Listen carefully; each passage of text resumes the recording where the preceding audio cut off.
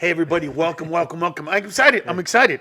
It's been 6 to 8 episodes that we've been trying to talk about this whole immigration thing. We're actually going to do it, huh? And you know what? Listen, almost like we're this close to not doing it because he got all these mosquito bites messing around in his backyard. And that triggered a thing inside of me I remember when I first moved to Honduras or lived in Honduras when I was a kid, and I had like a complexion like yours. I got darker, but I had all the little bites and they would come up. But after being there for a while, you don't get that anymore. I need to find out. There's got to be a remedy, like where from internally, not just lighting citronella candles, like eating garlic or some shit. I don't know. Eating garlic helps. Does it? Well, yeah, I'm gonna for start sure. Doing that. But like me, even if they bite me, I don't get those little bumps. Yeah. Yeah, well, these stupid mosquitoes, they're actually called no-see-ums. Like, you don't see them, no-see-ums. And I promise you, I did not know there were any bugs in my backyard. I didn't see any. I didn't feel any. Yeah. And they just ate my shit alive. Yeah, you have them everywhere. You have them on your thumbs, bro. They're on my knuckles. They're like on my knuckles. I know, dude. They loved you, bro. Oh, they got you. I was like tasty. A white Latino? Oh, yeah. They were all up in your shit. Ugh. Whatever. Does it hurt? No, it was itchy. The first couple of days, it's really itchy as fuck. Now. Oh, so these are like a few days old? Yeah. Wow. Like from Saturday or Sunday, and today is Wednesday. Wow. Jeez. So you're... Yeah, and it takes a while for them to go away. These bitch. But, and you didn't even put any lotion or cream on? I put hydrocortisone, and that takes away the itch for a little bit, and then you're like... You want to kill yourself? Oh, dude, in Honduras, it was worse because... so they have a numbing agent, I think, is what it is. Like, they numb you a little bit, so sometimes you don't feel it. And so in Honduras, bro, I would see them, and they were right there, and they gorge. They just get fatter and fatter, bro. And there's nothing like seeing one that's ass is completely red, and you just go like that, and they're just blood everywhere. But that's not even bad as ticks. Because ticks, did you know that ticks, once they get on you, they will eat you until they explode? Did you know that? So they don't have a stop, it's just a... No. And so they start off, like this, and they can walk. But, dude, in Honduras, they get fatter and fatter and fatter. And at a certain point of fatness, even if you were to remove it and leave it alive, it can't walk. Like, the fatness of the body and the legs are like this, it can't even walk anymore. Oh, wow. And that's how, like, they'll get from that to about that big, bro. And then they explode. Yeah. I mean, not on us. Yeah. You know that because they're stuck to the animals, right? So, like, they love ears.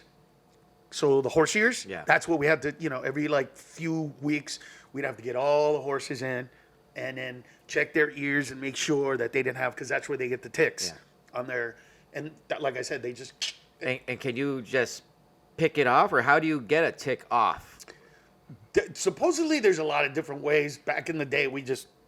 Oh, you would actually pull them off. I don't know what, like I heard, like it's burn them, like take a cigarette, Correct. And they don't let go, that I know of. They don't let go. You just got to pull it out. Got it. The worst one was, though, dude, when I got one on my balls. That was the worst one. Dude, because I couldn't feel it, right? And we were out in the mountains for 2 days, so there was no showers, there was no, there was creek washing face, that kind of stuff. Yeah. So then by the time I got home and I took off my clothes, I was like, oh, what the fuck is that? Bro, taking that one off, oh my God. It was so painful, bro. It's so, and I'm having to hold my skin and then pull it, and it's yanking on it. And it was this specific type that everybody calls garrapata de macho. And so it has these two pillikers that go out like this and hook. Oh. So they hook you, and then the middle comes out. Yeah. So, dude, I'm trying to yank it, bro. Oh, fuck. Okay. I literally, look at me, bro. Look, I felt it, dude. Oh, that was so painful. And I was like, and I couldn't tell anybody, right? Because even that, you and your relationship with the Baltic. I don't think I wanted my mom or my dad. Let me see. Asking to see it. Let me see. And then my mom and dad grabbing my balls, because I think I was 10 at the time. Yeah. Yeah, that's not a comforting thought. Even at 10, you know what I mean? By 10, you're like, At this age, you still have no regrets on the decisions you made that day. well, yeah. And when you're at that age, I already was like, because I used to take showers with my dad. And I think that probably 8-ish, between maybe 9-ish. But by the time I was 10, then I didn't want to take showers with them. I was, I was already like, okay, I don't want them to see my dick, kind of a thing. So, yeah, I remember going, if I tell my mom, she's going to say, show it to me. Then when I show it, she's going to start poking it. Then, yeah, do I really want my mother's hands on my balls at this age? Nah. So I just did it myself. Anyway, speaking of that, speaking of Honduras, so I wanted to talk about this immigration thing. And let's start from the beginning. For me, it starts with the people that are trying to come here, either legally or not. All right? Right. So I have both in my family. So our story is my father has 3 siblings, two brothers. Well, so there's 3 brothers and a sister that all kind of came together. They were orphaned as kids. And so my dad was the one, he was the youngest, but he was like, I'm not living in this little village. I'm bigger than this. I'm better than this. So he moved to La Ceiba, where he couldn't drive, so he washed the taxi cabs. Then he became a driver. Then he became a sailor. Then ends up in the United States. Meets my mother. She's of Mexican descent. They get married, and it goes from there. Now, he brought his sister and 2 brothers to this country. But he was like, your kids, that's on you. I'm not going to sponsor you to bring your kids. I'm bringing you guys here to the greatest country on earth to become whatever you want. It's up to you guys to do it. And so some of my uncles left over there, left the family over there, came over here, were supposedly, but met a chick here. Yeah. And then they had that Mormon 2-life thing happening. Got it. Where, so he had a wife here. So, so 2 of my uncles, both of my uncles had a wife here with kids. And then they would send money to the wife and kids in Honduras. Okay. But never brought them here until they were older and forgiven and everything was okay. Well, I mean, could you imagine? Wow. Like, how would you feel? Think about it. You're in Honduras. Your dad's an American. He can bring you to this country, but he chooses not because he has his family over there. But you want to come here, and then you become older, and you can either be a dick to your dad and be like, no, you're an asshole. I don't care. I don't want shit from you. Or you can kind of be nice to him and get a green card. What would you do? And I mean that. Like, what do you think you would do? Having 2 families. I can't even imagine having 2 separate families. That's what I'm saying. So think about that. Yeah. You have a dad, and he's over there with his other family. But he's taking care of you. Yeah, but if I'm in Honduras, financially. do I know that my dad has a second family in the States? Mm-hmm. They both, families know. Wow. I know, dude. Oh. Right? So they knew, and they were just pretty much grateful to be given a green card. Pretty much grateful to. But then I also have one sister, bro, who came here. She was about to get her green card, and she's so in love that she went back to Honduras. And, all that fell apart. And, now, I mean, she kind of regrets it. But she didn't go through the entire process, and she just kind of went, I don't want to. I'd rather be with my husband. What she should have done was stayed here, then married him, and then brought him and all that. But, hindsight 2020. Anyway, I have that side of my family, right, who waited, who went through the process, even though back then it was, from what I understand, simpler. Yeah. Waited, did the process. And then I have family that came here illegally, that didn't want to wait, that were like cousins who were like, who's good? Which I understand, right?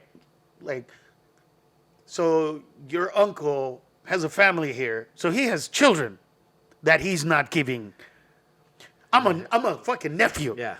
Is that gonna is it Yeah. ever gonna come my way? Yeah. You know what I'm saying? So they ended up coming here illegally. So I know the plight and I know the path. And the interesting thing for me is that they both wanted to come for the same reasons. There was almost a feeling of, does it really matter? You know, go legally, not legally. Yeah. We're here, right? We'll figure it out. Yeah. And because there's all stories, right? Like one of my cousins came to this country illegally. He was living with us. My older brother got divorced. And 5 years later, my cousin ended up marrying my brother's ex-wife, getting papers from her. And so now he's legal. Got it. So that's how. So I wanted to start with people that come to this country. The ones that don't want to wait are actually the ones that we want, in my opinion. Because those are the workers. Yeah. Those are the ones that are willing to do whatever it takes, right? Those are the ones that if you go, I have a job cleaning chicken shit at Zaki Farms. Yeah. Those are the ones that are like, let's go. Yeah. Do I need boots? Like, what do I need? Where do I go? You know what I mean? Those are the ones. I need to go. Fill out this paperwork. How long does it take? 5 years. I'll have 5 years. I'm going to go make my dream come true, right?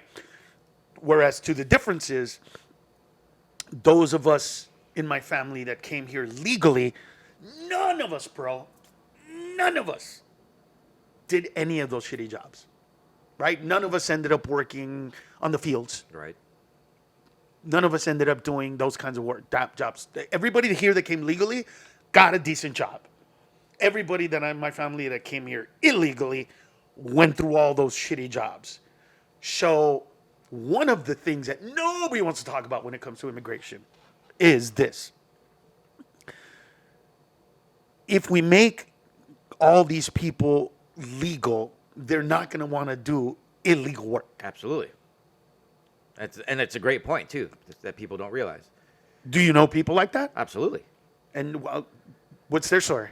It's like my parents came here legally, and at the time, I want to say my mom was 8 and my dad was like 13. And at the time, they lived in Mexico, but both grandfathers would come to the States to work. And it was a legal process. You know, they'd cross the border and they'd work for months and come back home. And the Bracero program. And became an actual sponsor. Uh-huh. And so, you know, let's insert white boss man. Right. That literally is sponsoring. This man is going to continue to work for me. Mm-hmm. I'm going to, and so because of the program, wife and children were allowed to come over. So that's how both of my parents came over. Separate stories, but both came through the same way. Yeah, my mom from Mexico came the same way. She worked for... Dude, it's so crazy because I did a show the other day, and this guy comes up to me, and he's like, I'm Dr. So-and-so. And I went, wait, I know your last name. And he goes, yeah, your mother used to take care of me when I was a kid. Wow. I was like, wait, my mom was... You're the family that sponsored my mom to come to America. And they were like, yes, my father, Dr. So-and-so. And I was like, holy shit. They came to see me when I performed in where was it? Brea? No, Irvine. They came to see me when I went to go perform in Irvine. So she got sponsored like that. I have no idea how my dad did it. But my dad, we call Pablo Gump. Seriously. Because I remember, dude, my dad is the kind of guy that if he was sitting here and we were talking about just whatever, and I met this kind of person, he'd be like, oh, one time I was, like, what, you really, you met a sheik? Yeah. You met a sheik. Yeah, I was working on the boat doing the petroleum, and he came, and I have the thing that he signed for me. You're fucking kidding me. Like, he's that guy, bro. Yeah. He's done it all. I don't know how he got to America, bro. I know he was a sailor at some point, and he made it here, and so, but he used to make fun of those people back in Honduras. He was like, if you're gonna do it, then do it. Go, do it. Make something. Yeah. What are you waiting for? he was that guy. But I think that a lot of people don't understand. First of all, I believe, and I don't understand why this isn't so fucking clear. We're not the victims here, United States, Right. in this immigration thing, illegal immigration specifically. We are not the victims. If you follow the chronology of events in this country, we had slavery. Then we had pseudo de facto slavery. Because, when we said the slaves are free, really? Free to what? Yeah. Can't go to school. Can't go outside at night. Can't go into. Do you know what I'm saying? It was still segregation. It was still. Yeah. There were still remnants of this shit. I mean, to this day, there's still racism in this country. So, this is just a part of it. And we're dealing with all of that kind of winding down up until like the mid 60s, right?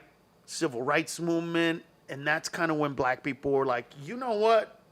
We're done. We're not doing field work anymore. We're not doing shit work anymore. We're not doing that. And when that declined, you can see the graph, illegal immigration, the Bracero program that you were talking about, right? All of a sudden starts getting bigger and bigger and bigger and bigger. And all of a sudden you have, heroes, American heroes to the Mexican kids because they were the only ones. Cesar Chavez could do what he did because he was a citizen. Yeah. Because if he was an illegal alien, they just would have deported his ass, right? Yeah. They would have done what they're doing to that kid, to the one kid, the one Middle Eastern kid that we're kicking out of the country. You know what I'm talking about? Yeah. I don't know the whole story, but I know who you're talking about. He basically, in a country that has freedom of speech, is here on a visa, and said basically, fuck America because of this, that. And how do you feel about that, by the way? So there's an immigrant, not an immigrant, but he's in this country legally, but I think on a visa, if I'm not mistaken. Okay. He's bad-mouthing the United States of America. It Right? Not a citizen yet, not a green card holder yet. It sucks because that's who they put a spotlight on.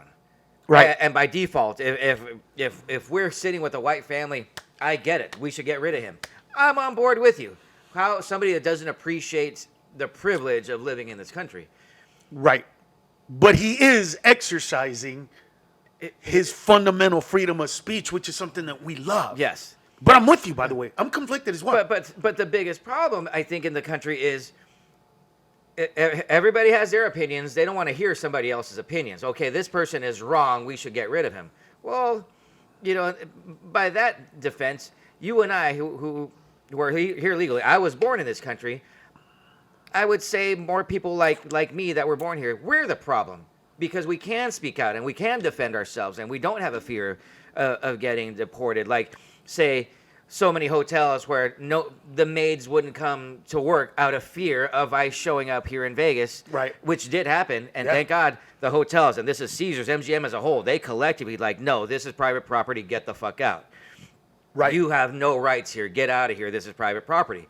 And now collectively all these hotels that have their own security forces, and we have a great police department here, nope, you guys can't be here, you're on private property, get out.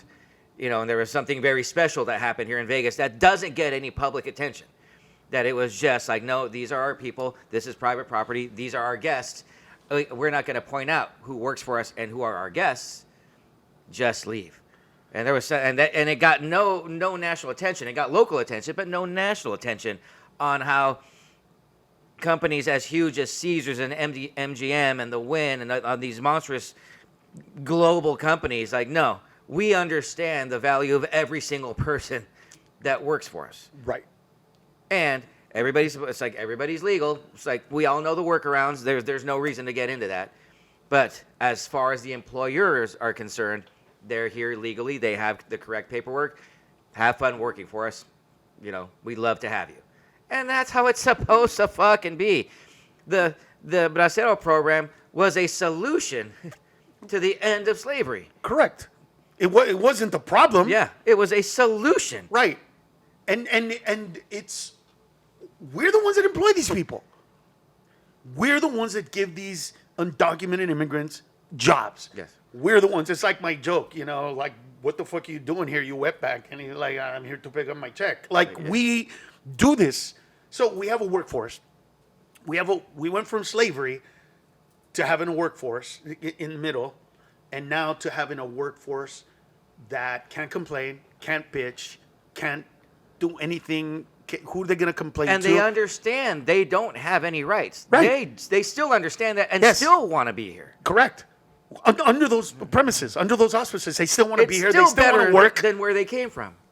Yes, and they bust their but I guess the thing is that we look at it like they're taking advantage, and it's been proven over and over that the amount of money that undocumented aliens bring to this country by paying taxes, and some of them don't even file for taxes. Because they can't. Right. Because let's say, for example, because I worked at a payroll company for a long time, and I would be the one that would, I would talk to the employers, and the employers were like, I don't know if this is his real information, but this is what was given to me. That's as far as an employer can go. If it checks, it checks, and I'd be the ones to enter Social Security number 1, 2, 3, 4, 5, 6, 7, 8, 9, and these people, if they're truly here legally, are paying Social Security, Medicare, federal taxes, state taxes if it applies. Yep. And they're paying all this stuff Yep. for benefits that they can never reap the benefits of. Right. They'll never be able to collect Social Security because if that is a fraudulent number or somebody else's number, could be a dead person's number, could be a living person's number, that doesn't matter. But it's money that's going back to the government that these people can. They're never going to file taxes, so they're never going to get a refund. Right. But people think they're just a drain on resources when billions and billions of dollars are being added for free to the government. Right. Yeah, okay. So the one argument is, why don't you do it the right way, right? Okay, That's a great question. but that's on us. What's the right way? Well, I believe. Okay, so the right way for them is You and I are go illegal. through the process. What paperwork do we go fill in? And what paperwork can we go fill? What office do we go to? With zero fear of ICE being there right now because they target these places. Right. Well, no. What they're talking about is the dude in Mexico right now, right? The person in Mexico, the person in El Salvador, Guatemala, whatever, that filled out a thing that I want to go to America, and they're waiting for the visa, and that's what they mean by And can they do that? the right thing. If you and I let's flip this over. Yeah. You and I are American citizens, but we decide we don't like the politics here in America. We want to go live in Canada. We want to live in Mexico, France, England. Pick a country. Right. What do we do to start the process to say I want to be a citizen of Canada, a citizen of Scotland? Okay. So you go to the embassy, to their embassy, right? And I know this because I've traveled enough. So you go to the embassy, and you say, I want a visa to go to your country. If it's one of those, right? In America, usually you don't have to, because we travel so much, and other countries are so giving, so to speak, Yeah. that the system is already set up. You don't have to go actually get a hand visa. But if you want to, let's say, go to England, and you say, okay, listen, I'm going to be doing a movie in England. I'm going to be there for 3 months. They give you a visa, a work visa that lasts that long. I get that If part. you want to stay longer, then you have to say, I love it here. I would like to become a citizen of this country. At that point, sometimes they can do it. You can become a dual citizen. Other times they make you give up your citizenship of where you were. That gets a little dicey depending on the country. But that's what they mean by doing it right? That's what they mean. But at the end of the day, we're the ones that are employing these people. Like, it's us, right? It's not like they're here like doing their own shit. It's not like they're building a city of their own. There's no Mojado DC, It's not like that. So we give them work, and then we go, what the fuck are you doing here? And there are systems that I've seen where they work it differently. So I think it's UAE or Qatar. In one of those, what they do is they give the people 5-year visas. That's what they do. So you're going to be here for 5 years. Make as much money as you can. Once the 5 years are done, you're out. You're not getting an extension. You're not getting anything. Nobody from here is going to marry you. It's not that kind of a country. Yeah. You're not even Muslim, or maybe they are. I don't know, but whatever the case is. So that's it. Our thing is that we let it go to a place where you can't bring it back. No matter what it looks like on TV, those numbers are insignificant. Yeah. They're nothing. They're not even a drop in the bucket. It's nothing. But just imagine if the 12 to 13 million undocumented people in this country that actually have jobs, if they were kicked out today, our economic system tomorrow would collapse. It would collapse. It would be a meteor striking Earth. Like Yes. it would. Yes. And how do they not comprehend this? But they do. They're not stupid. Like I said, the numbers are insignificant. This is all for show. This is all these deportations. It's just for show. Listen. If they deported 1,000 people, right, a day, 1,000, they're not. We're catching like 30, 15, 20, Yeah. then going through the process. They're not even scratching it. Yeah. But what they are doing is making those people that are like, I want America to be right. And I don't even know where they're coming from at this point. Is it racial? Is it ethnic? Yeah. Is it America? And this isn't some shit, first of all, that's never happened, right? I mean, from the beginning, and forgive me, but there's a reason that every group, I used to do this bit back in the day of America's like a fraternity or a sorority. It's a Greek system, right? When you first get here, you get hazed, Yeah. right? You first get here, go to the bone, go to the back of the line, buddy. Get your ass back there and do all that work that we're not doing anymore. We graduated. Yeah. Your father, my mother, took care of kids for a living, right? That's how she came to America. She is going to be, and she was 16, by the way. At 16 years old, she came to this country and took care of these doctors' children. She was the nanny. That's how she started. I will never be a nanny. My kids will never be nannies, right? So we moved on. So you go to the back, right? And I used to say, look, the proof is all the names that we gave everybody when they first came to this country. So let me see if I remember. Gook, Chink, Flip, Nip, Jap, Mick, Wap, Kike, Polak, Kraut, Redneck, Redskin, Faggot, Cunt, Retard. Did I miss anybody? Those are all the people that we fucked with, right? Yeah. In some way, shape, or form. To kind of go, you're not one of us. Yeah. You're not one of us. And then inevitably, the R word can't be said anymore because we respect that they have a disease. They're not stupid. All of these names changed after a while, but all of us got handed that, right? Yeah. I felt it. I mean, I remember when I first started doing stand-up, I called a club in Columbus, Ohio.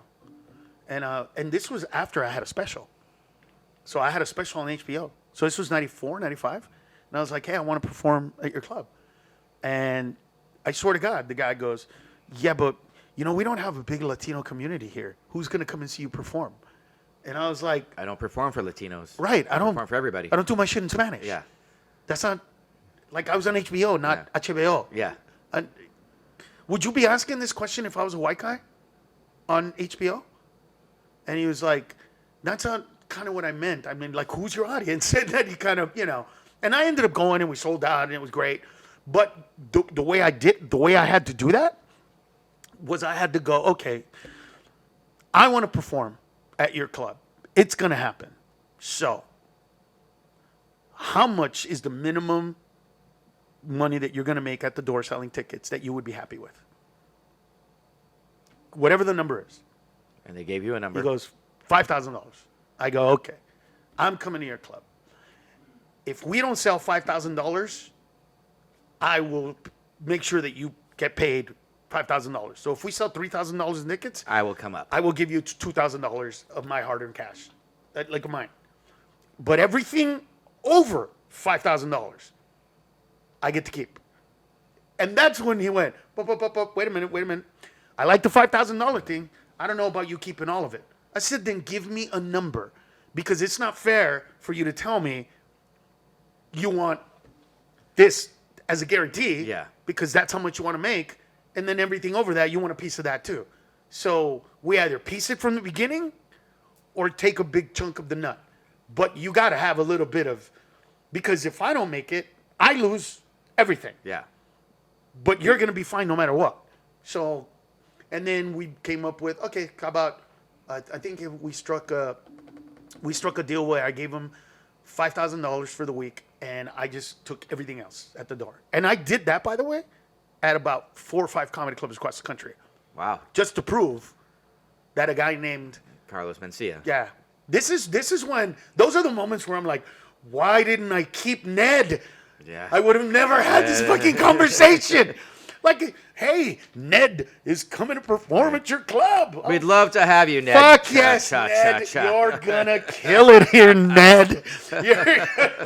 Oh, come on down, Ned. And then I wouldn't have used my my legal name is Mencia. I would have used my adopted father's name, which is Wholeness. Anyway, Ned Wholeness. Yeah. That would have been perfect. Oh, yeah, you're perfect. Oh, dude, I would have been selling out. Oh. Probably never would have been accused of stealing. Ohio would love to have you. Ned would never do such a thing. Carlos, that son of a bitch. That piece of shit. That fucking asshole. So, anyway, getting back to it, we don't follow those rules. We employ them. Now there's so many of them, and now it's just a facade. What needs to happen, and I know a lot of people aren't going to like this, but we're never going to kick them all out. It's just not going to happen. Yeah. It would take,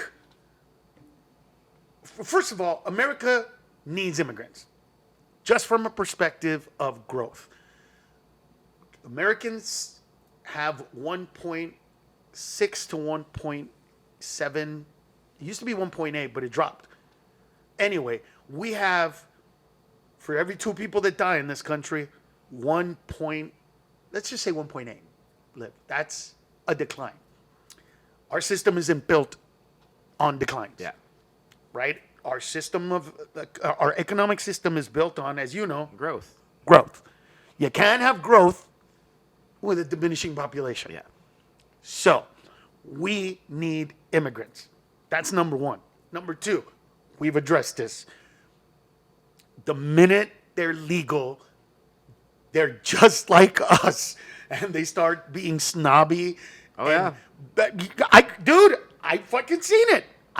My aunt, dude, the minute I'm not gonna fuck, I almost said her name. The minute my tia, let's just call her Tia Chancla. Dude, I'm not kidding you, bro.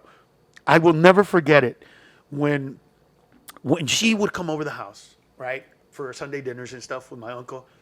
They would talk about how fucked up it is, how fucked up they treat them, how like they're not the problem, they work hard, blah blah blah. Dude, por Dios, bro, I swear to God, I will never forget the Sunday she came over and she had gotten a green card, and all of a sudden, bro, el problema, estos ilegales. We got to get rid of these illegals. What the fuck, dude? The laminate was still a little hot from when she got the card, bro. And it was so like on the opposite side. So we're not going to get rid of them. A lot of them are already paying taxes. They already know English. They're already like in the fabric of it. I mean, what do you want to do? And what are we going to do? We're going to kick out all to replace them with who? With who? And then there's the theory of, well, why don't we get people from, Norway and places like that to come to this country and, okay, get them. Scandinavian places like Finland and Norway, their system is built where everybody pays a shitload of taxes. There's not a lot of growth. There's not a lot of ability for a poor person to become rich. But they're always going to live a comfortable middle-class life. You really think those fucking people are going to come here and start over again? And Want housekeeping? Really? Is this what's gonna happen? Want housekeeping? Right? I don't think that shit is gonna happen. And so what would I like? I would say what I would do is seal the borders. Or not even seal the borders, but just make sure that undocumented people don't get hired anymore. And then if we want to adopt a system of, you can come here and you got to leave, but that has to be disciplined. That's got to be us. Do employers in this country have that discipline? And this goes to the employers that face no penalties, and they can play dumb. Well, they gave me the proper paperwork, so I didn't know that Maria Garcia was illegal, and even though she doesn't speak English at all, I didn't know she was illegal, and she fit the qualifications, and now she works for me. Everybody thinks let's penalize the employers. Who's going to do that? Right. Who's going to enforce the employers that can afford attorneys? True. And okay, so you rate a fabric place downtown Los Angeles, 30 employees, right? They're all gone. And this happened to a friend of mine, right? He had 32 employees. They came, they raided them, they were all kicked out, they were all undocumented, and the next day he tried to hire Americans to work, couldn't do it. So within a week, not even a week, bro, by Wednesday of the raid happened on Friday, by Wednesday, brand new 30 people doing the same shit. Yeah. All undocumented as well, because no Americans wanted it. No Americans want to do that job. No Americans want to do that job. Yeah. And there are places, I don't know if you know, like there was a few years ago where so it was two states. It was Georgia and Alabama.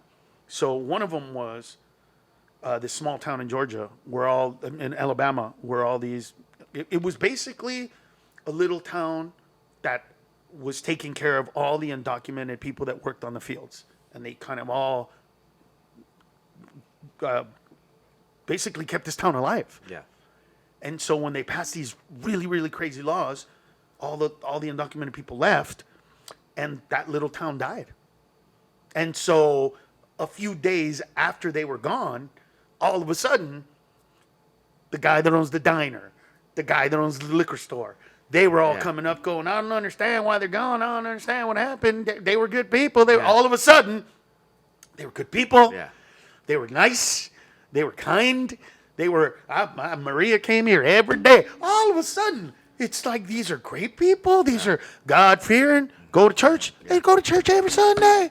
Why are we getting rid of them? Yeah. Right? All of a sudden, it becomes an economic thing. And boom. And then in Georgia, there's a famous story where they let people out of jail. You've heard about that, right? So they let people out of jail, basically said, if you go pick during the day, make this your job, you can serve your sentence from your house. All you have to do is be here at 6, whatever leaves 3, whatever it is, and then go home. And you'll be serving your sentence by working. And you're getting paid exactly the same. You're not getting paid jail money. Yeah. You're getting paid whatever that minimum wage is. And dude, this is a famous story where everybody that was in jail was like, I want in on this program. Bro, they got buses and buses full of them, took them over there. They all quit at lunch. Every fucking single one of them quit at lunch, bro. At lunchtime. They all went, take us back to jail. I'd rather do nothing. I would rather serve my time in jail. My joke was, if I'm going to bend over, it's to take a dick, not to get a strawberry. Yeah. That was the punchline. But yeah, so it's already there. We live in that state, right? We know. I mean, come on. I drive up and down the 101 all the time, see all of these. Once you get over the hill, right? If you're going over the hill from where we live, and once you go down this big hill and into Camarillo, where the Camarillo outlets are, and then to the left and to the right, not Gilroy. Anyway, you see all these workers there. Yeah.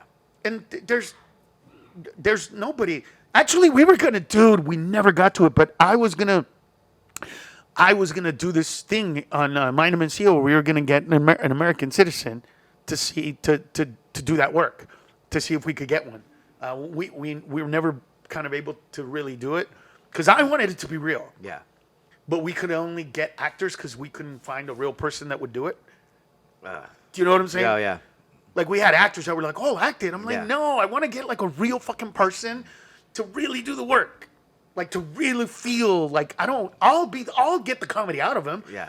I don't want a guy who's gonna be telling jokes while they're While I was picking. doing it, yeah. Right. So we already know. So we're stuck now, and now it's about. And there's one person that said this.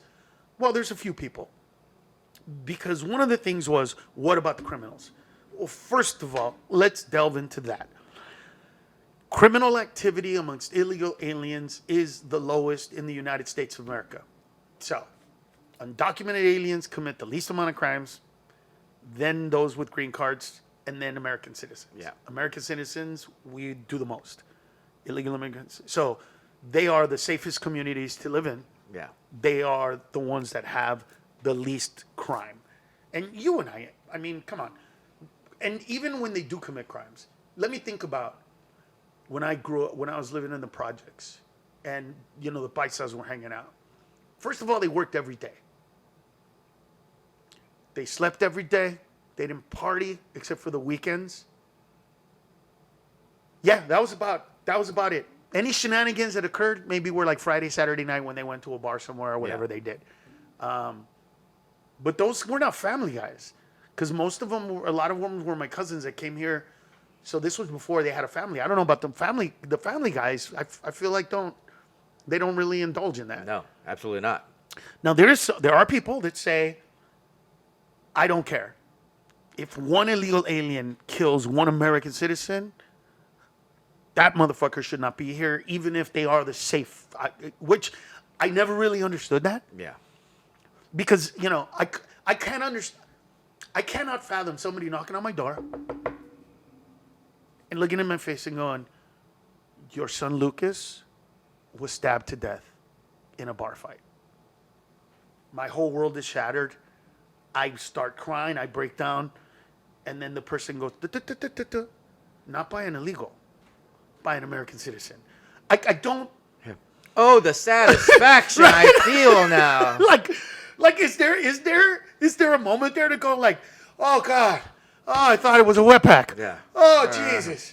Oh wow. At least there's that. Thank the Lord. Oh God, silver linings. You know what I'm saying? Like I don't understand that part, but then again, I'm a math guy, so for me, it's okay. Those are outliers. It's gonna happen. I think that one of America's biggest problems sometimes is that we want to make sure that nobody ever goes through this, that this happens to nobody. And sometimes it's like, bro, this is just going to happen.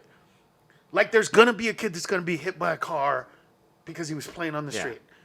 There's going to be it's just the numbers. It's just math. It's just simple math. There's going to be a kid that put on a seatbelt and did it all right, got in a car crash and died. It's just, you just can't save everybody from everything. Yeah. But I think that in all of us trying to do that sometimes, we get stuck in this. And this is kind of one of those things right here with immigration. We built this by hiring these people knowingly. Don't tell me you didn't know that Jacob Johansson looks like Arturo Ramirez. Yeah. Like, come on, bro. Yeah. Really? He's wearing pointy boots. Yeah. He's got a belt that says Mexico or something like that on it. All right? He comes into your place of business and says, "Chus," and "How are you?" and you're sitting there going, "Well, I had no idea." Bullshit. Yeah. We take advantage of them in this respect. They're not taking advantage of us. They're getting paid shit. They're putting in bad conditions, making whatever money they make. I don't even know if they even. And those are the ones. Then they're the ones that get paid under the table. Yep. Those ones, I don't even know how much. Like I went to Home Depot the other day, and I asked the guy, how much for you to work for me, all day? And he goes, I think he said, one of the guys They're said, expensive. yeah, It's bro. it's not what people think it is. They're It's not expensive. cheap, bro. He basically wanted like $20 an hour. Which, you know, not shit money, but not great money, but not $20 an hour. The demand creates the market. If he can get it, obviously people are paying it. If he can quote that number, That's $160 a day, right? 160 times 5 if you do them all. Yeah. There you go. And now you're talking about a guy who's making, because it's not taxed, $800 a week. over $1,000. Because if that was taxed, it would become, way less. So he's actually making way more money based on what it is. And yet, the demonization and the fact that, what the fuck, they're not all Latinos. So, like a lot of Filipinos overstaying their visas are part of this. And I find it interesting, and I don't want to pick, right? Like, please, this is not me saying we need to do this. I'm not saying go shit on Filipinos or any shit like that. That's not where I'm going. It is interesting, though, that we know that that's them, and they are taking decent jobs, nursing jobs and things like that. But nobody. Why do you think that group of people isn't demonized the way we are, or the way Latinos are? Well, I don't know. I don't understand why Latinos are targeted the way they are by the current administration, because we can go down the other races like Filipinos that you just brought up. Like, you're talking about people that didn't take a boat to get here. Right. Everybody else, and unfortunately, we know black people's story and the white people's story. Willing or unwilling, you got here on a boat. Right. And you're targeting the people that there was an imaginary line that was created, and all of a sudden we were allowed to be in one and not allowed to be on the other side, even though the land is connected. Right. It blows my mind. Yeah, and well, on the other hand, I'm grateful that this system is here because we reap the benefits of it. You and I. Yeah. And that's a good thing. But let's remember the hate at one point. I mean, I have a sign in my house, dude, that I got rummaging through this old locker from this old guy who kind of owned a comedy club back in the day. Anyway, dude, the sign says no Mexicans or niggers allowed inside this establishment. This was a comedy club sign. It wasn't a comedy club at the back, but no, it was like in the 50s or 40s, but it was like in some regular, it was a bar at the time or whatever it was. But my point is that at one point, they were one and the same. Those two groups of people. Yeah. And it wasn't undocumented. It was Mexicans. And for you people to understand the effect that shit had, not just on the illegals, but legals. So here's what happened in California and a lot of parts of Texas, and you know what I'm talking about. So being Mexican was looked down on so fucking much that American citizens who spoke Spanish never spoke Spanish to their children. They purposely didn't want them to speak Spanish so that they would never, ever be able to be called Mexican, so that when somebody goes, "You're a fucking Mexican, Mr. Pa," and they could go, "I don't even speak Spanish, bro. I have no idea what you're talking about." For that one fucking sentence, Yeah. generations of Latinos in the southwest of this country Lost their language. lost their fucking language and culture because it was frowned upon and looked down on. And their parents had good intentions to protect their children. That's the shitty part. But they thought they were doing the right thing. Absolutely. I know people that are full Mexican that don't speak a lick of Spanish. Yes. Where their parents are fluent. Yes. Dude, we have dreamers like that. You know what I mean? Whose parents didn't even think about that shit. They're illegal immigrants in this country whose parents never taught them to speak Spanish because of all the shit that we talked about, all the negative association with it. And now if they get sent to Mexico, They're fucked. they're fucked. They don't even know the language. This is why I will die on a cross for Florida when it comes to this specific subject. I will never forget, bro, landing in Miami as a comedian for the first time and befriending these white guys who all spoke Spanish, right? And we're at a place, and they're like, "La vaca frita, yo quiero la vaca frita," and I'm like, "Dude, wait a minute, you guys, I didn't know you guys were Latinos." They're like, "We're not." What? You're just average white guy? Average white guy. Last name is Cottle. You know Spanish though? Oh, bro, if you don't know Spanish here in Miami, you ain't getting shit done.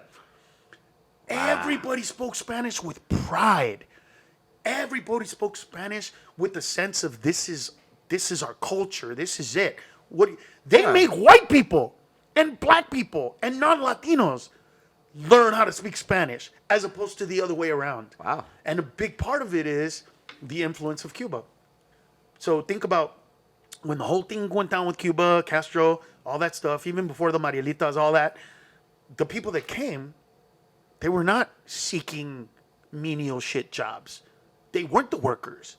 They weren't the housekeeping. Yeah. They were the professors, the doctors, the intelligentsia of that country. Yeah. Right? That didn't, all of the smart people that didn't believe in communism the way that was being sold, they came to this country. So they came here with a sense of pride. Yeah. Right? They came here with a sense of, listen, we're leaving that country because it's not what we wanted it to be. But we're not here to pick your strawberries. Y hablamos español. Yeah. ¿Y ya qué? Y tú vas a venir aquí a mi cafetería. Y entonces vas a hablar o no. That's it. It's like simple shit, bro. And so I love that. But think about that, bro. I know that we brushed over it. But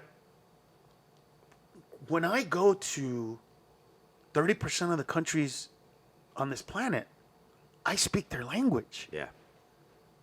I know what they're saying. I don't have to buy the new iPhone with the earbuds that are going to translate my shit. Yeah.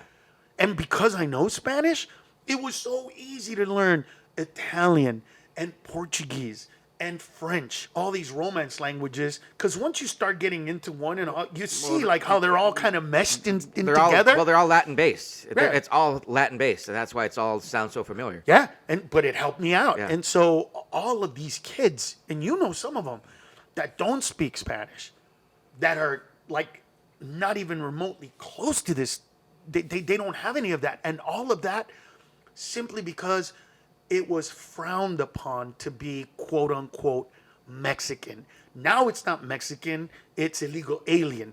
But it's the same group of people, the same chastising, the same shit. Like, what about all this stuff gets to you? Like, is there something about this? Because that losing the culture simply because you didn't want to be demeaned, Yeah. because you didn't want to be fucked with, and like you said, the parents thought they were doing a good thing. Yeah. They thought they were protecting their children. They thought, it's like, It was part of the price to pay for living in this country. ouch, fuck, that just sounds so horrible. Of course it fucking does. But I believe wholeheartedly the parents' intentions are good. That I know. What parent doesn't want their kids to succeed? Okay, we're in a new country. We know the opportunities are better here than they are wherever we came from. Right. And part of the deal, part of the sacrifice, Right. is we literally need to remove a piece of our kid's heart, essentially, that they don't know is there. A piece of their hearts too. Because think about you and me, bro. The conversations that we have about our parents, about the food. On the way here, I was talking to you about how my mom the other day came over to the house and made fideos. And I know it struck a chord with you because you started talking as if it was your mom making food. Yeah. And it's because we have that connection where we can go to our mom's house. I can go to my mother's house. Or I could call my mom when I'm home and be like, Mom, I don't want to get out of bed today. I'm feeling lazy. And my mom would be like, oh, mijo, do you want me to make you chicken suni? Mm-hmm. And when I first started talking, I didn't know how to say soup. Yeah. So I would say suni. Suni is chicken soup. So she came over, bro, in the other day, and she made me chicken soup and chilaquiles. Oh, bro. But think about I'm sure that those people also probably cooked a less of a Mexican experience. My mom did do that sometimes, where she would make a point once or twice a week to make food that was outside the normal Mexican Honduran tradition. Did your mom do that? Yes. Yeah. So my mom makes a killer beef stroganoff. One of the things my mom would make, she would make this kind of like a kung pao. It kind of tasted kung pao with shrimp and stuff. But anyway, she was always trying to. Yes, I'm gonna cook you your regular, but let me give you something else. Chicken cacciatore. I don't know where the fuck my mother learned how to make that. I don't even know if it's actually chicken cacciatore, bro. It might just be chicken with shit in it that she called that. I don't know. But she did on purpose try to show us, like, American cooking. Yeah. She would make a Salisbury steak every once in a while. Dude, every once in a while, when she was like, I don't want to learn the recipe because I don't care, she would get, like, the Swansons? Uh-huh. Is that what they're called? The Swansons dinners? Oh, the treat for us that's our treat from getting away from having the freshest, most delicious food ever, but we don't appreciate it. So, okay, can I get a TV dinner, Mom? Yes. What the fuck you want that shit for? Yeah. And that was I can't believe looking back as a kid that was the fucking treat. Me too. Me too. I remember when my mom would bring 3 of those. I was like, oh shit, we're having fucking Salisbury steak.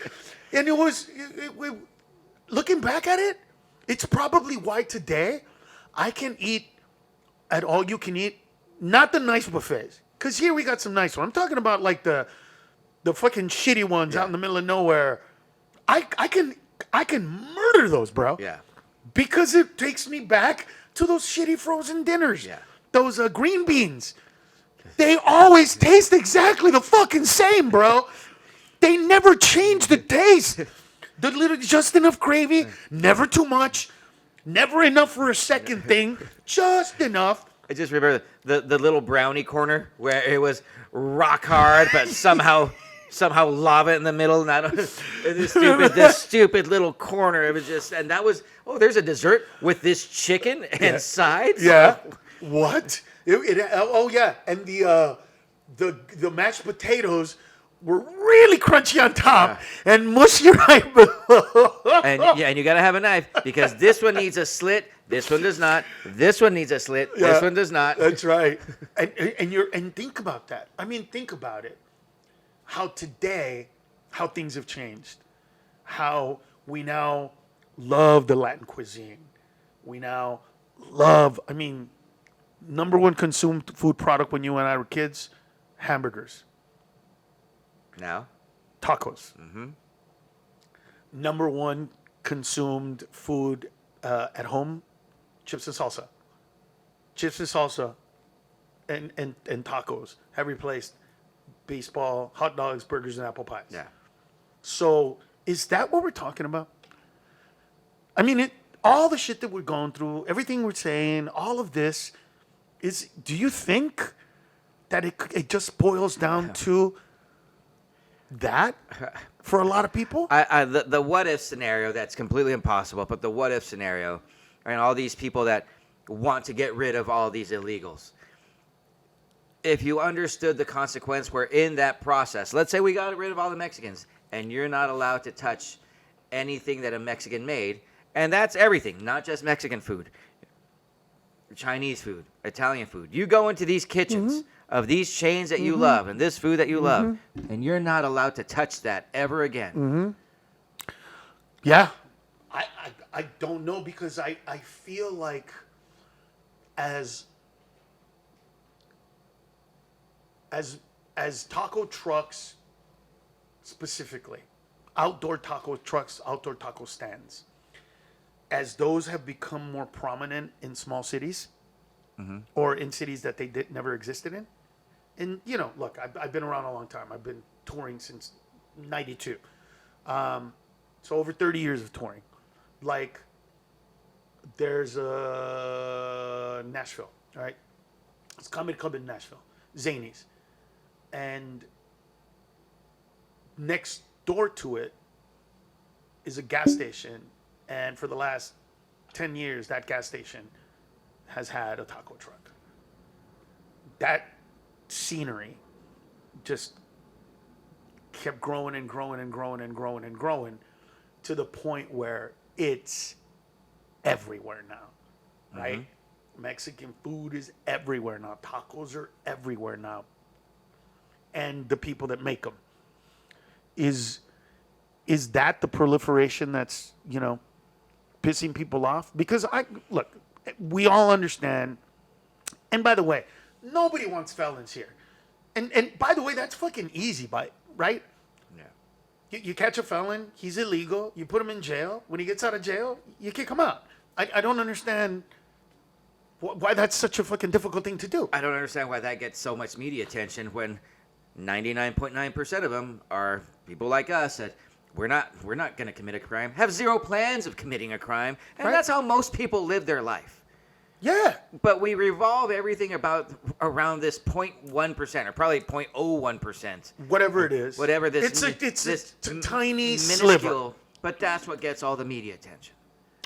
Yeah. What? Oh, this chick was killed by an undocumented alien and blah, blah, blah. Yeah. Well, I bet you more undocumented aliens have been killed by Americans than the other way around. Of course. I don't know that stat, but I would venture to believe that we've killed more of them than they killed of us. Yeah. Like the more gruesome example, like we all know the priest, and you have a very specific, the priest that abused a child. Mm-hmm. Obviously, that gets obvious media attention. But that's one of how many priests in this country or on this planet that don't do that shit. It was only one priest that tickled me. Yeah. You know what I mean? It was just one priest. Yeah. And ironically, now that I'm older, I've befriended a lot of priests. And there's these Capuchin priests that... So they first started in Roseburg, and they were at church, and so I met them through Amy's mom, my wife Amy, and then I befriended them, and dude, they stay at the house sometimes. They'll come over, stay at the house. You met one of them. He came to my show. He came to one of the shows. Yeah. And he never tells me you shouldn't do the joke about the priest. He thinks it's a genius joke. He loves it. And so and now let's turn around and let's make it positive. We're here in Vegas right now, mm-hmm. and one person wins $10 million. Mm-hmm. I hit megabucks and I won $10 million. We're gonna give that a lot of attention, not the thousands upon thousands upon thousands of people that lost their money on slot machines. Right. Yeah. So where do you point your attention? Exactly. But here's the thing: we all know this. We all know this is going down. We all know what it is. It's not like, like you see these videos of the fucking ICE agents like knocking on people's doors sometimes in apartment complexes, and it's like, what the fuck are you doing here, dude? Is this what was happening? But why are people okay with? Well, I guess not everybody is. I guess a lot of people have recently started to go, wait, I thought you were deporting people that were felons. That's my gardener. Yeah. That's my stylist. That's my, blah, blah, blah. Wait, what are you doing? So people are beginning to push back. One of the things that I don't understand is, and I get it, right? There's two rights here. There's the right of the officer not to be shot or killed or maimed or whatever because people know who he is. But there's also, how the fuck do I know that you're not just some random dude? Yeah. You and I can just dress up in whatever camouflage clothes we got from the military outlet. Bro, we could just go to the military outlet. You and I, right now, could go to the military outlet, get all the shit that we need, literally right now. And just start taking people. And putting them in a van. They don't have badges. They don't have numbers. That's, dude, you can't. And again, people go, yeah, but, a lot of these guys have been targeted and stuff, blah, blah. Well, I'm sorry about that. But your right and my rights are colliding here, and my rights are more relevant because you're shoving your shit on me. You're the one that wants to be an officer. You're the ones that do that job. Should people fuck with you because of it? No. And the benefits are amazing. Like what the current administration put in as a benefit: $50,000 signing bonus. You make all this money. Part of it can be tax free. And then I'll go like the example I can throw at you that you'll appreciate. The uproar with Bad Bunny right now and him going to perform at the Super Bowl, and they're mad at him because he wouldn't do an American tour because he was afraid of ICE agents waiting at his concerts. So I'm like, let's break that down. This is the American citizen that wanted to protect undocumented people. Right. That is literally what it is. But they that don't he see that. already took their money. And he wanted to You protect. know what I'm saying? Yes. Like, he could have just done the concerts and been like, hey, whatever. No, he chose not to make money. Yeah. And for you people that are like, that's not a big hit, fuck Oh, you. yes, it is. Oh, no. Because this guy sells out everywhere. You do not understand how much money you can make. Didn't he fucking sell out SoFi? He just did a tour in Puerto Rico where the first half of the shows, and I think he did like 30 shows, the first half of the shows were free for Puerto Ricans, and he made his money on selling tickets on the last half of the tour, all in Puerto Rico. Yeah, and this is a tiny country. So when he comes here, all right, we're talking about him making, okay, let me see how many. I would go with gazillions. 30 cities that he could go to immediately that I know of. Just here, he could do a San Diego, right? Just in this state. And we're talking arenas or stadiums. So San Diego, Easy. Los Angeles, Easy. Arizona, so Phoenix. No, just still here. Sacramento, Oakland. San Jose, and the Bay Area. And that's just big cities here. Yeah. Not even little stuff. Yeah. And then you go to Like if we go Tucson? let's go to the Latino, where you know Latinos are. Let's go to Phoenix and Tucson and El Paso and Dallas and Houston.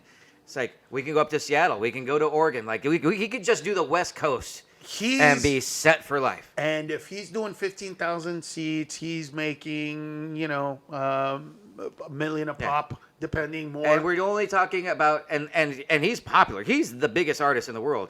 But let's just throw in Miami, Right. and New York and Manhattan, where there's just Latinos. We're just talking about where Latinos are. So that guy chose to not make millions upon millions of dollars to protect people from being deported at his concerts.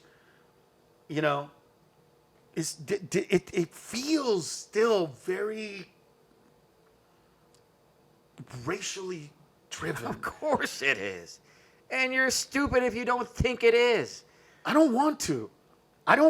Because, in my life, all the shit that's happened, I just don't want it to go to that place. But, the longer I live and the more I deal with all the leftovers of all the shit that happened to me, I'm like, it's a lot of this is Latino-based shit.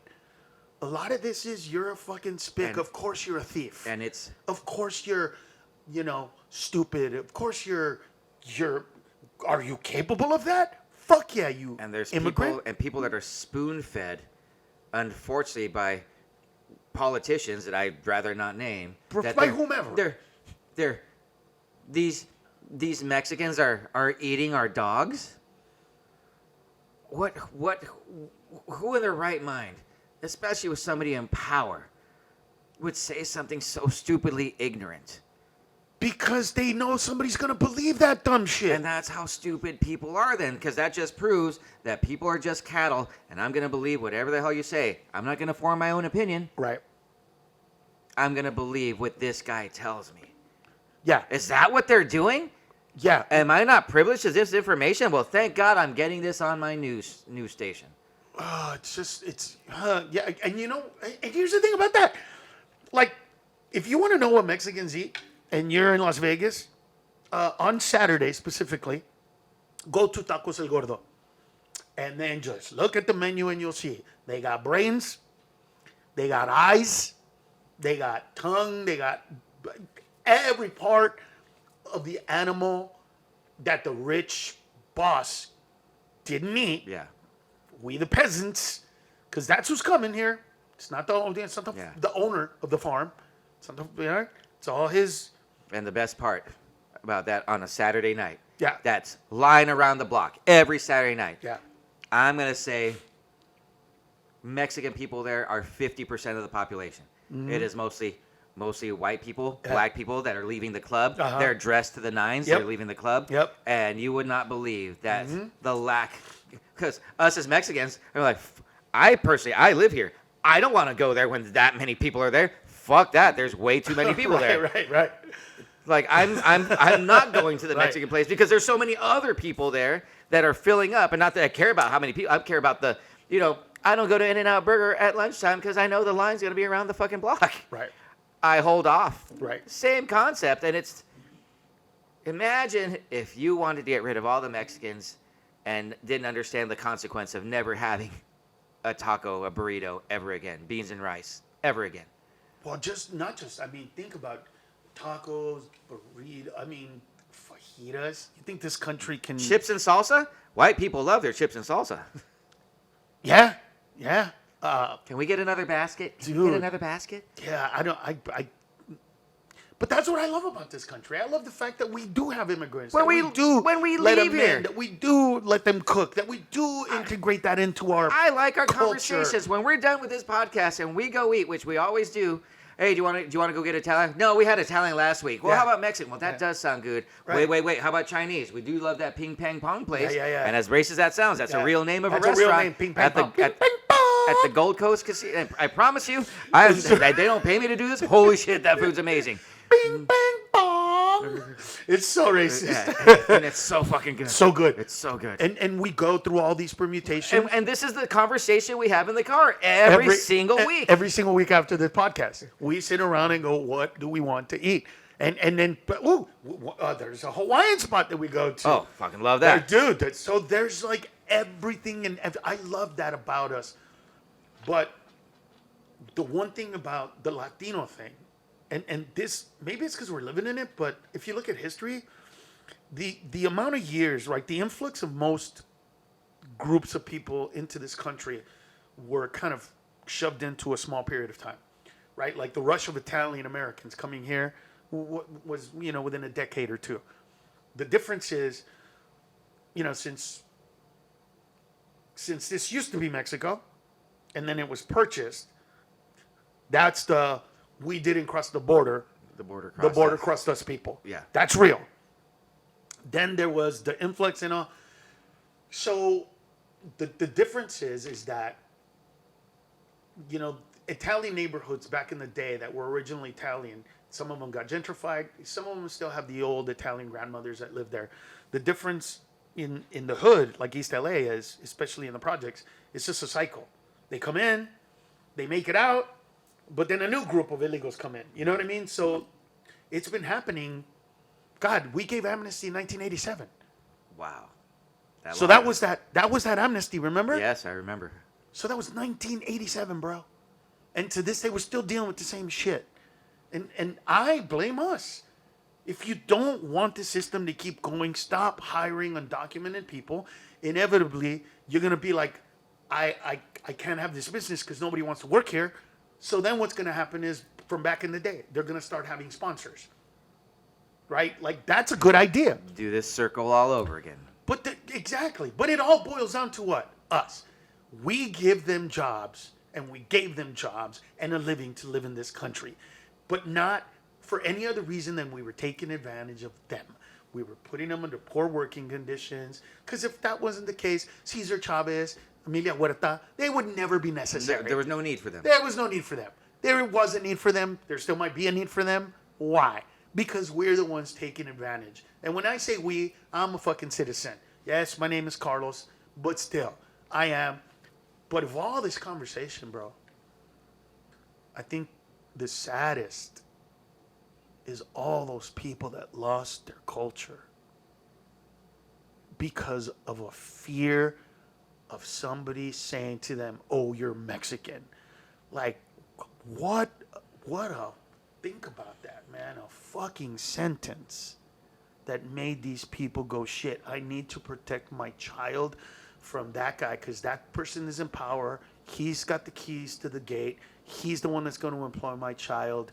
And if my child doesn't speak Spanish, He has a better chance. fuck, bro.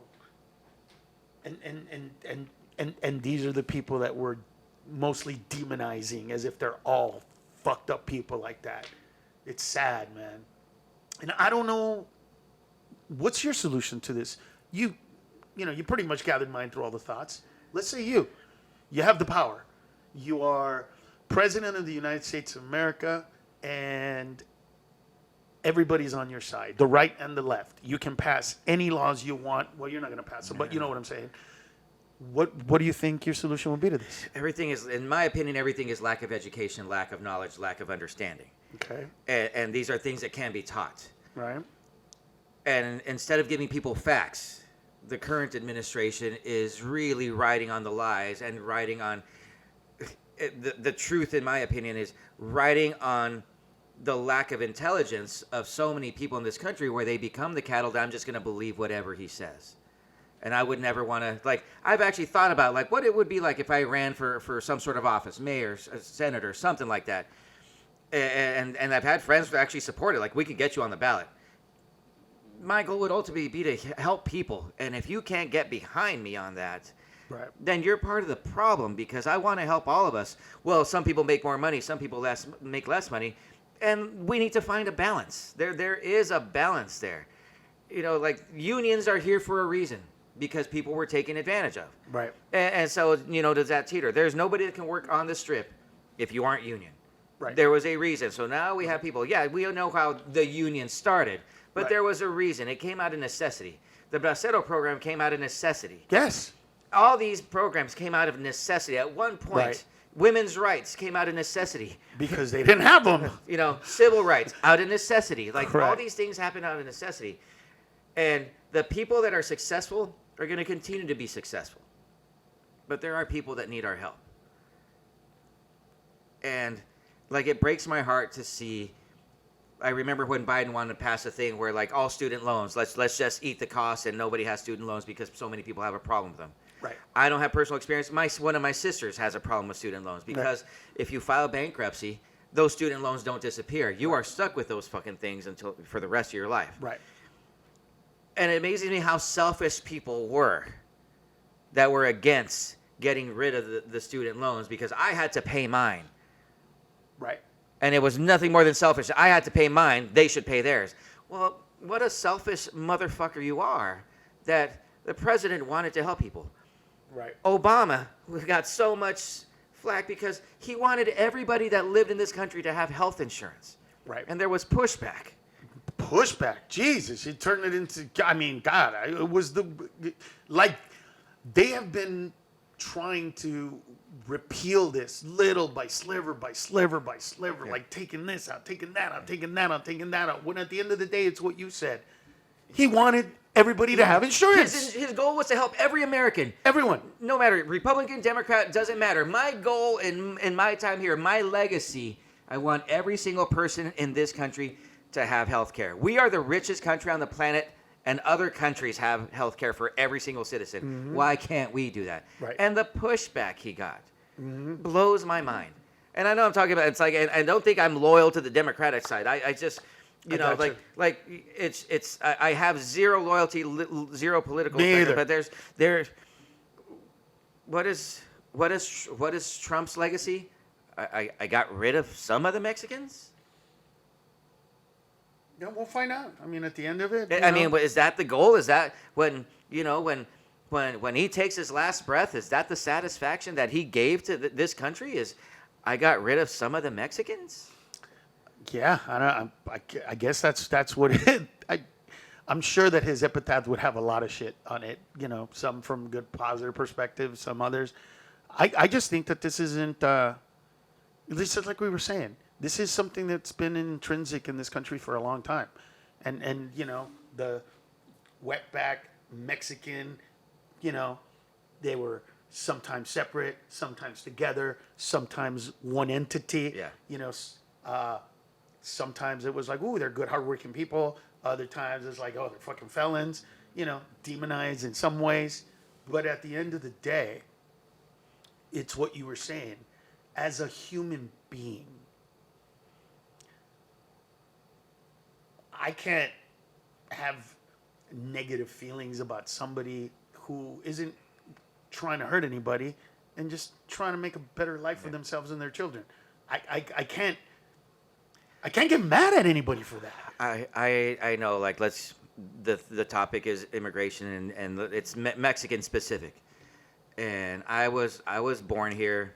I was educated here. My parents, I didn't know I spoke Spanish as a kid because my parents that went through the hard work of learning English organically. So I just learned how to say two things. I learned how to say everything in two different ways. Me too. I didn't even know that one was Spanish, one was English. I just and as my sisters and I grew up, we mixed it, so there was a lot of Spanglish going on. Mm-hmm. But you want to get rid of these Mexicans when the problem is me. I'm born here. I speak both languages. I took jobs away because I spoke Spanish. Right. I'm the one that took your jobs. Those jobs that you're talking about, I'm the one. Right. I'm the problem, not my mom and dad. Right. My sisters are the problem. Right. And there's nothing you can do about it, and I know that. So I'm going to use my voice to try to entertain and hopefully educate a little bit, and hopefully some people that originally disliked me because they were spoon-fed this information about my people, hopefully I changed a few opinions before I take my last breath. Right. That makes sense? Yeah. Well, no, but look, nobody wants, people to come in this country illegally and commit crime, right? Nobody's down with that. I don't think there's anybody other than the narcos who are sitting around going, well, no, that's fine. But I don't think the narcos are out to necessarily kill people. Something happened. I don't think people go to crime consciously unless it's a point of desperation. If I'm trying to steal formula because my newborn's at home and I don't have $1 to my fucking name, that's one thing other than I'm trying to rob people in the fucking park. Right. But nobody wants those guys, right? None of us want that. So there's no argument about that. If I told you I had a brother, which I don't have any brothers, but I had a brother and he's a criminal, get him the fuck out. I'm the first to stand in line to get rid of him.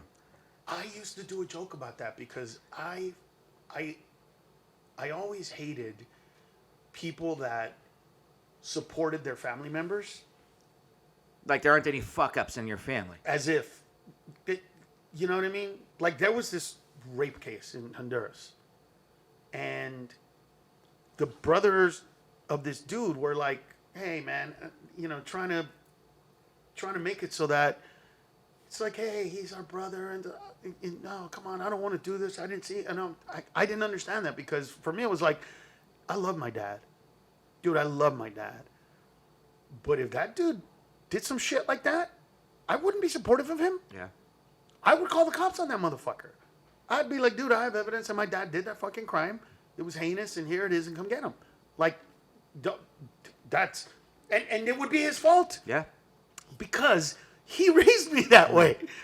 He raised me to do the right thing no matter what happens. To be yourself no matter what happens. To stick to your word no matter what happens. For better or for worse. Right? I've gone on, God, I don't know how many podcasts where they've looked at me in the face and went, dude, if you just apologize right now, everybody will forgive you and move on. And part of me is like, I know I should just to get it out. But no, fuck you. I'm standing by the word of a man who's giving you my word. Yeah. I have never knowingly done that. I have my shows recorded. You have some proof. Show it to me. And when that proof comes, I will say I'm sorry to every single person that I heard in that moment at that time. But you want me to sacrifice who I am as a human being to betray myself so that you can like me? Yeah. So that you can forgive me for some shit that's in your head? Everything be all better? And let's just say it was. Let's just theoretically say it was. Still. I can't. You're the one losing sleep. I can't do that by betraying me. Yeah. By betraying my word. By betraying who I am. Yeah. And that's what's fucked up just about our legal system. Hey, I understand I'm your attorney and you didn't rape that girl, but just say you did and I can get you a reduced sentence. But I didn't. Right. Exactly. That's a whole nother fucking thing. But that's just an example. So that's, okay, let's. No, but you're right, dude. You're right. And look, and the reason why for you people that, like, why are you only talking about, like, Latino immigration? Because that's the only immigration that's under protest right now. Nobody's complaining of, I used to. That's who being legally racially profiled right now. Listen, yesterday, I was talking to those people from England, and I asked them point blank, like, with all the raids and all the stuff, and you guys are, not American citizens. And they just looked at me and laughed. It's like, it's not for us. That's not for us. So it doesn't matter. And one of them laughed and said, you're more in trouble than I would be. You look like who they're looking for. Yeah. And I'm like, Jesus Christ, this fucking guy's not even from here. Yeah. And he's already got it down. Yeah. He already knows. No, we've never heard of an ICE agent raid a bunch of Filipinos. And we know that a lot of them are undocumented. By the way, we're not asking them to do so. We're not doing That's that. Not That's what not this what we're is. saying. And we're not just revealing this so that you can know this. We're just saying this is common knowledge. what's shown in the public eye. Right, and it's common knowledge that there's a lot of Filipinos overstaying their visas. That's just common knowledge. Yeah, you're right. And so a lot of this is just put on, the Latinos. I mean, listen, there's only one group of people that have canceled their shows and said, I don't want to make millions and millions of dollars because I don't want anybody and my concerts to get deported. And there's a reason he speaks Spanish and his music is Spanish. And he's Puerto Rican. And he's Puerto Rican. And I can't believe anybody listening, if we're teaching you that Puerto Rico is an American territory. Yes. Just like American Virgin Islands and Samoa. Yes. It's American Samoa. Yes. Open, And Guam. And Guam. And open a book. Well, it's all those people saying, we're good. We need to deport Bad Bunny. I'm like, to fucking New York? He's a citizen. He's an American citizen. The fuck is wrong with these people? He was born in Puerto Rico. Yeah, that's not United States. Yes, it is. They pay American taxes. Yes. They file American tax returns. Yes. They use American dollars. Yes, and they vote for presidents. And they vote for presidents. Yes, they do it all. These people, fuck. It's taco time, man. I'm excited about it. It's taco time. Everybody loves taco time. Yeah, so this went an hour and a half. Did it really? Shit. So do you want to keep it one or you want to do it two? What are you thinking? I think we make this, or make 2 45s. It could be one big long one. Or that. What do you think? I think people will keep listening to this one. Okay. Ladies and gentlemen, we finally got to this fucking episode, and we were on it for an hour and a half. And you know what? I think that what we need to do with the subject is we're going to look for somebody. We're going to find somebody to interview that knows these numbers. I would love that. I want to, you know what we need? I'd love to have an immigration attorney. That's what we need. We need an immigration attorney that knows the numbers, who is going to give us like actual facts. So when we go, this percentage of crime, they go, actually, these are the actual numbers. Yeah. Because you and I are just going off what we see in the news and what we understand. And what we read. If we get something with solid numbers, like real numbers, I would love to have that. Immigration attorney. Yeah. Okay. That's what we're going to do. We're going to look for an immigration attorney next to talk to that person. And I'm sure they're going to want to do it just to expand their market and let everybody know and blah, blah, blah. And then we'll get actual numbers. If you got facts, I want to hear them. I really do. I want facts. Yeah. I want facts. And you know what will happen? Because they'll be talking, we'll probably be a little funnier because we're not going to be driving the seriousness of the conversation. They will. We'll probably pick at it a little, but we'll see. Anyway, we got it done. Great talking about all this, and I feel like we just scratched the surface. Hope you are living your best life, man. Until next time. See ya. Bye.